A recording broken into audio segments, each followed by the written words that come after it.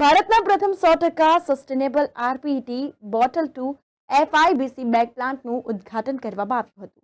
બ્રાઝિલના પેકેમ એસે અને ભારતના ઉમાશ્રી ટેક્સપ્લાસ્ટ વચ્ચેના સંયુક્ત સાહસ પેકેમ ઉમાશ્રી પ્રાઇવેટ લિમિટેડે ભારતના પ્રથમ 100% sustainable recycled polyethylene terephthalate bottle to FIBC bag પ્લાન્ટનું ઉદ્ઘાટનની ગૌરવભેર જાહેરાત કરી હતી. આ કાર્યક્રમમાં બ્રાઝિલના પરાનાના માનનીય ગવર્નર કાર્લોસ રોબર્ટો મસ્સા જુનિયર અને બ્રાઝિલના રાજદૂત કેનેથ ફેલિક્સ હેક્સિન્સ્કી દાનો બેગ્રા ઉપસ્થિત રહ્યા હતા અને આ સાથે જ પ્લાન્ટ પર્યાવરણીય ટકાઉપણાની દિશામાં ભારતની સફરમાં ઐતિહાસિક ક્ષણ છે.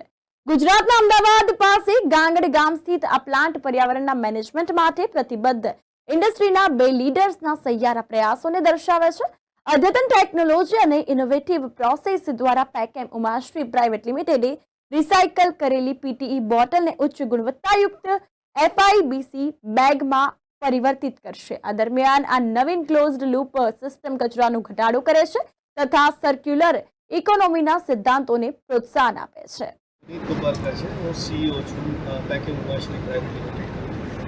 સર, આજરોજ અહીંયા એક ફેક્ટરીનું ઇનોગ્રેશન થઈ રહ્યું છે. એ ફેક્ટરી કઈ બાબતમાં છે અને પ્લાસ્ટિક જે કલેક્ટ કરવામાં આવે છે એ કેટલા જીએસએમની બેગ બને છે? આ જે ફેક્ટરી છે આ પ્લાસ્ટિક સસ્ટેનેબિલિટી માટે છે. એટલે આપણે જે પ્લાસ્ટિક પર્યાવરણને નષ્ટ કરે છે એવું બધાનું કહેવું છે. તો આ પ્રોજેક્ટ એવું છે જેમાં અમે જે પ્લાસ્ટિક યુઝ કરીશું એ અનલિમિટેડ ટાઈમ રિસાયકલ કરી શકો છો અને આનું જીએસએમ તો તમે 300 જીએસએમ સુધી બનાવી શકો છો. એટલે આ બહુ હેવી ડ્યુટી પ્લાસ્ટિક બેગ અમે બનાવી શકીશું અને અમારું મેઇન ફોકસ એવું છે કે ભાઈ આ જે પોલ્યુશન છે પ્લાસ્ટિકનું એ રિસાયકલિંગ પોલ્યુશન અમે રિઝોલ્વ કરીએ. સર, આ પ્લાન્ટની વિશેષતાઓ અને પ્લાન્ટમાં કેટલા લોકોને એમ્પ્લોયમેન્ટ મળશે અને કેટલું પ્રોડક્શન થઈ શકે? સો આ પ્લાન્ટમાં અમે મહિને 600 ટન પ્લાસ્ટિક બેગ્સ બનાવીશું અને મેજોરિટી બેગ્સ હમણાં ઇન્ડિયાની બહાર એક્સપોર્ટ થશે.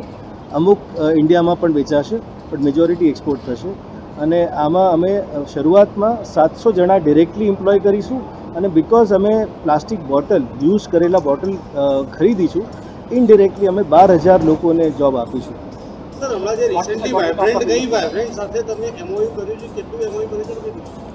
અમે જે એમઓયુ કર્યું છે વાઇબ્રન્ટ ગુજરાતમાં એ $22 મિલિયન કર્યું છે અને એ હવે આગળ અમારે ફ્યુચર પ્લાન છે ગ્રોથનું. What is the product of investment and joint venture ratio? So at the moment the investment is roughly around 300 crore rupees, and this is a joint venture between Pakem Brazil and India plant Umashri. What is the JV ratio? So Pakem Brazil owns 51% and Umashri India owns 49%. From Brazil, I'm CFO of Pakem and board member of Pakem Umashri. So how's the feeling for you come for the India? What are your feelings? We developed a sustainable project in Brazil, and India is the highest growth, big economy country in the world. Therefore, is the country that we must to be and we must invest.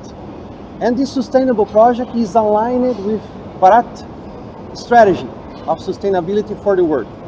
Therefore, we are going to produce FIBCs made out of 100% recycled material and provide this product to developed countries like US, like Europe and Australia. It's a huge opportunity for us from Brazil to be able to invest and to be in India. What is the specialty of your joint venture?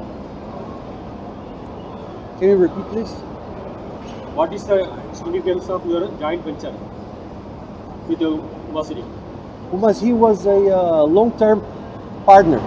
We used to do business, we used to buy products from Umashri, and we know Mr. Punit and Mr. Nook for a long time. Therefore, it was the right choice to establish a partnership, a joint venture with Umashri in order to produce sustainable big bags.